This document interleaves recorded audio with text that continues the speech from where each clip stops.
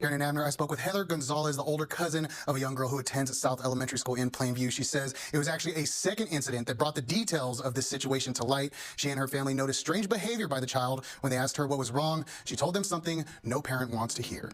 I feel like that's a basic right, that we should send our kids to school to be safe. Heather Gonzalez, the cousin of one of those students, says the district failed in that regard, creating a dangerous situation for her young relative.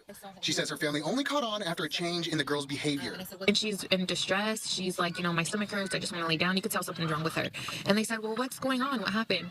That's when the child told her cousin that a boy exposed himself to her in the lunch line at school. Unfortunately, that wasn't the most disturbing part of the 6-year-old girl's story.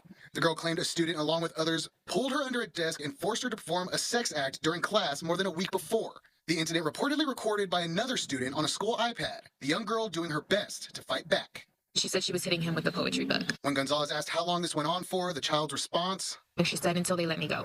Gonzalez claims the district wasn't transparent with the family, even though they knew about the situation.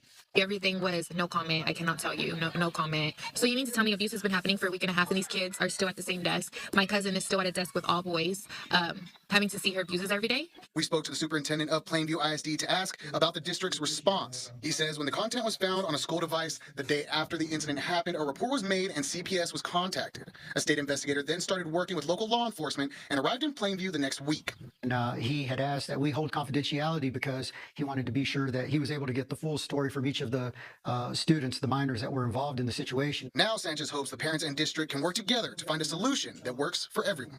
We hope to find a direction with him forward, definitely for the young people, and how we can help them heal and move forward.